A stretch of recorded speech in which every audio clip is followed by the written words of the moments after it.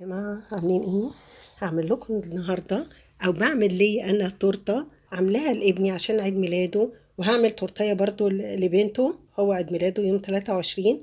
كل سنة وهو طيب. هعملها بحاجة خاصة بالمجال بتاعه زي ما احنا شايفين كده. هو مهندس، هعمل له الشكل بتاع الخوذة مكتوب عليها اسمه، والأقلام والشكل المعماري، والمنقلة والمثلث. الحاجات دي هنعملها دلوقتي مع بعض. بس يعني أنا الاسبونج زي ما انتوا شايفين شكل التورتة كده حلوة جدا الحقيقة، والاسبونج حلو قوي. أنا مش هعمل الاسبونج، احنا عملناه قبل كده، بس أنا هجيب طريقة تزويق والأفكار بتاعتها. اوكي، وهنبدأ دلوقتي مع بعض. كريمة الزبدة البودر، حطيت كوبايتين من البودر عجينة الزبدة، وحطيت عليها نص لبن ساقع أو ربع كوباية لبن ساقع، لبن حليب مثلج. هنضربهم مع بعض في الخلاط، وبعدين هبدأ أعمل كريمة الزبدة اللي أنا بعملها، الجناش اللي هو بالشوكولاتة. دلوقتي معانا لبن حوالي نص كوباية أو 100 ملي تقريبا، حطيت عليهم 500 جرام شوكولاتة بيضة عشان الجناش. وبعد ما اللبن طبعا مغلي، فسيح الشوكولاتة، احنا بنقلبه مع بعض كده. حطيت طبعا لغاية لما يسيح، حطيت عليه قطعة الزبدة، وبعدين استنيت لما يبرد. هحطه على الجناش التاني اللي احنا عاملينه اللي هو البودر، حطيته عليه وهضربهم مع بعض. اجهز الكريمه بتاعه الحشو. هنبدا كده. يعني انا الحته الجزء ده الحقيقه ما جاش، انا حطيت باستري كريم نص كوبايه على كوبايتين كريم شانتيه، وحطيت عليهم الكريمه بتاعه الخفق. حطيت الخليط كله على بعض، ما احطش عليه سكر لان الباستري كريم انا حطيت كميه قليله صحيح، بس هو بيبقى فيه نسبه سكر. وبعدين عجينه السكر كمان بتبقى مسكرة، فمش عايزة ان هي تبقى مسكرة، لان هحط كمان في الحشو، هحط مربى البلو بيري معايا كده. الاسبونج اللي انا عملته ده، عملت الاسبونج طبعا اكيد عارفين مقاديره قبل كده.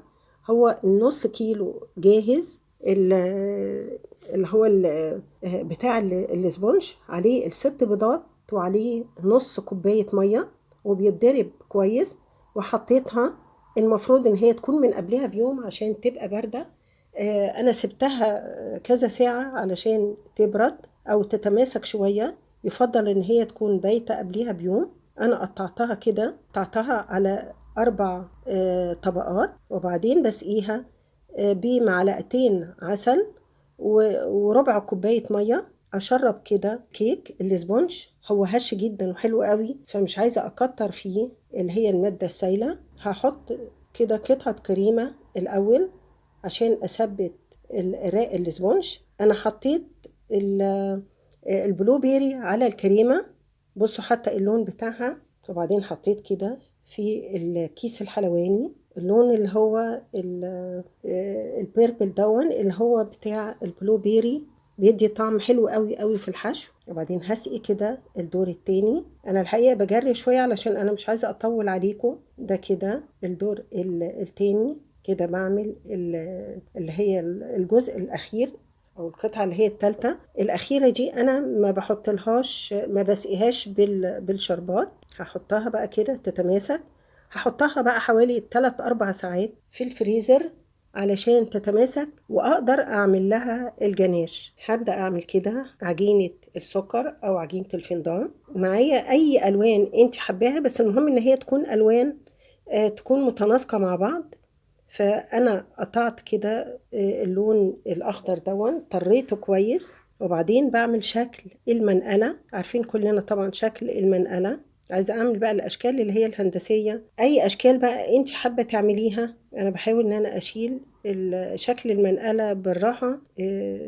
العجينة الفندق تطريها كويس قوي الاول. ده كده انا عملت شكل المنقلة.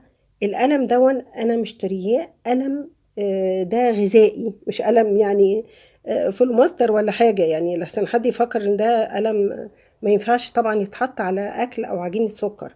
ده قلم غذائي مخصوص لكده، للشغل وللترط وكده. فانا بعمل الشكل اللي هو بتاع المنقله زي ما احنا شايفين كده. بصوا انا عملت من اول الزيرو 1 2 كده زي شكل المنقله بالظبط. على قد ما بنقدر نحاول ان احنا نجيب الشكل بتاعها، وانا فعلا كده قربت من الشكل بتاعها قوي. هنعمل كده برضو ممكن شكل المثلث. بصوا الشكل بس هي الإضاءة اللي مش واضحة. عملت برضو شكل المثلث برضو.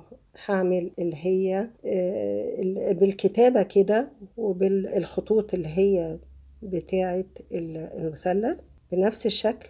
بصوا نفس الشكل بالظبط. هعمل دلوقتي كده باللون الأصفر لأنها هي الخوذة اللي هي بيلبسها المهندس فبتبقى لونها دايما اللون اللي هو الأصفر. هطريها كويس قوي وأحاول أعملها بنفس الشكل. دي بقى حاجات كده فنية انت ممكن تعمليها او اي اشكال زي ما انت حابة تعمليها. فاحاول اجيب الشكل على قد ما اقدر اقربه منها قوي. هنعمل القطعة اللي هي اللي قدام دي اللي هي بتبقى علشان الشمس تغطي الشمس شوية. وبعدين معايا بعض الأدوات بتاعة عجينة السكر أو بقلم أي حاجة متوفرة عندك. بصي أنا عملت كده الشكل بتاعها. أنا أصل لو جبت كل حاجة أنا بعملها هتاخد وقت قوي قوي في الفيديو، فمش عايزة أطول عليكم قوي كده. أنا قربت هحاول أكتب في الجزء ده برضو اسمه هو انجينير مصطفى، او هكتب مصطفى بس بالقلم الاسود برضو. بصوا الشكل. هجيب بقى الاسبونج او التورته. طبعا لما عملت الجناش عليها، بس انا بحاول اظبطها شويه عشان تقدري ان انت تحطي عليها العجينه تبقى مظبوطه، عجينه السكر. وبعدين بالميه السخنه بحاول ان انا اظبطها عشان اخلي التورتايه تبقى ناعمه بمعنى اصح، علشان العجينه ما تبقاش فيها اي تعريجات كده. هجلس دلوقتي بعجينه الفندام. بعد ما جلسنا التورته بالجناش، معانا الفندام الابيض. لو عايزه تعملي لون تاني فاتح يكون مناسب مع الاشكال دي، عجينه السكر اللي هي البيضه انا حطيتها في الميكرويف يعني دقايق، او انت ممكن تطريها قوي على قد ما تقدري. هعمل بالرولة كده اللي هي بتاعه عجينة السكر. دي خاصة بعجينة السكر، يعني دي حاجات خاصة بيها. فبحاول ان انا اعملها عشان اضيع اي تعريجات فيها او اي تموجات كده في العجينة. لازم تبقى مظبوطة قوي عشان اقدر افردها على الاسبونج. انا حاولت ان انا اظبط زي ما احنا شايفين كده الشارب ايدج بتاعها. هجيب بقى عجينة السكر افردها من فوق كده واروح مغطياها بيها. اكون حريصة قوي وانا بغطيها. هفرد كده شوية واحاول اظبط كده من فوق، شايفين، بحيث ان انا اعمل الحرف بتاعها اللي هو الشارب ايدج لان لازم تبان. هظبط كده من تحت، اشد كده من الجناب وبعدين اعمل بالعجله كده اقطع بيها، الف بيها كده داير ما يدور. بصوا بقى الميزان بتاع الميه يعرفني اذا كان هي مظبوطه ولا لا او فيها اي تموجات. هبدا بقى احط ايه الاشكال عليها. انا حطيت بقى لزقت كل حاجه عليها زي ما شايفين كده. المثلث، المنقله، الجزء ده برضو عملت شكل الورق بتاع المهندس. بصوا يا جماعة الشكل بتاعها. لو عجبكم الفيديو تشجعوني وما تنسوش تعملوا اشتراك في القناة ولايك وشير عشان يوصلكم كل جديد أنا بنزله في سفرة فايزة.